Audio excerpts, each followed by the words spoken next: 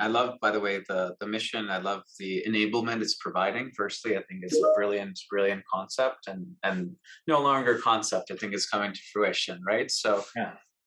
kudos on that. Firstly, the Thank part you. that I think, from my angle as an entrepreneur, as a founder, that is more, I guess, in a visionary role, and used to be very executional, used to be very hands on.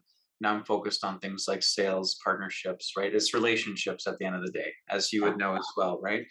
Um, I find oftentimes is a gap for most entrepreneurs, and for me, I've been blessed with programs like the Entrepreneur Organization (EO), Young People's Organization (YPO), and those have provided me with what they call, I think they sort of substantiate as a peer-to-peer network, where I can, confidently or confidentially share information with alike peers that I know that are at a similar level, who have similar challenges, and they're not going to necessarily be looking to get something out of me at the same time, right?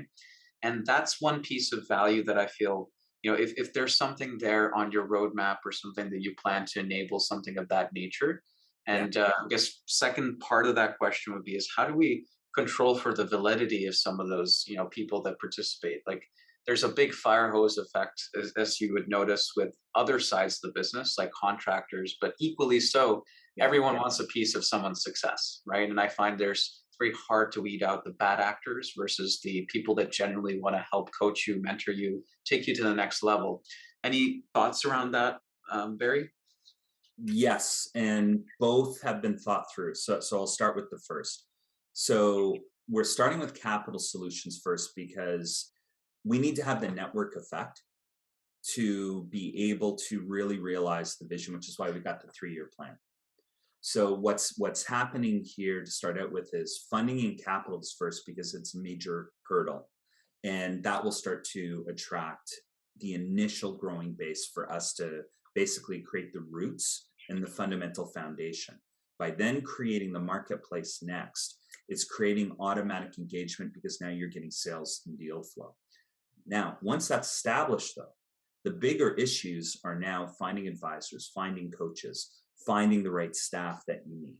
All of those things start to come into play.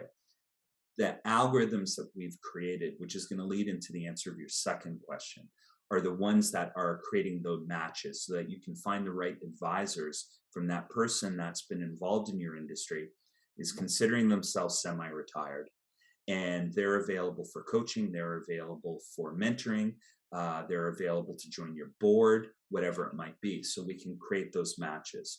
We're also actively, though, working to your point, because every organization that you just mentioned is incredible. So what we're doing is we're organizing and putting together partnerships that are non-financial with these organizations. So we can start to push events, that we can start to push all of these other items that are happening there. So all of this is how we're going to take human capital and use that, which will complete kind of that enterprise system. Now, you're completely right about the trust factors. This is where the algorithms start to come into play. So if you were to take a look at credit scores as an example, you generally know how to increase your credit scores. It may not be easy, but you're at least going to understand. But if you take a look at Google and how can you get onto first page, that's unknown.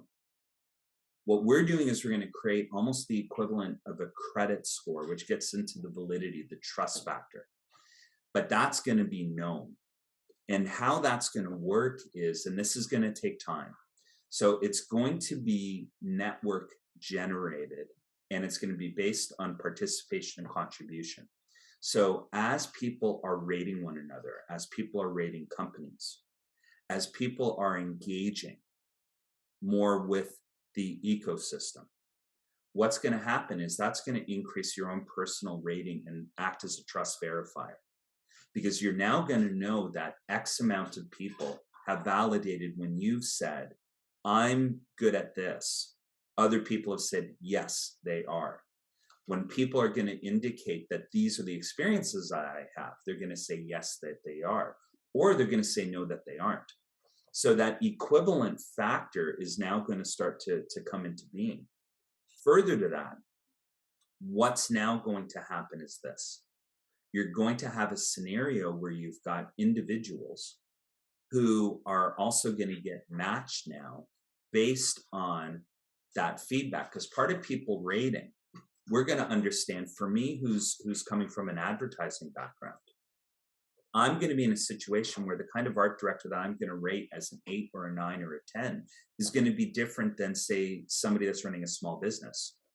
Doesn't mean that the person that they rate as 8, 9, or 10 isn't an 8, 9, or 10.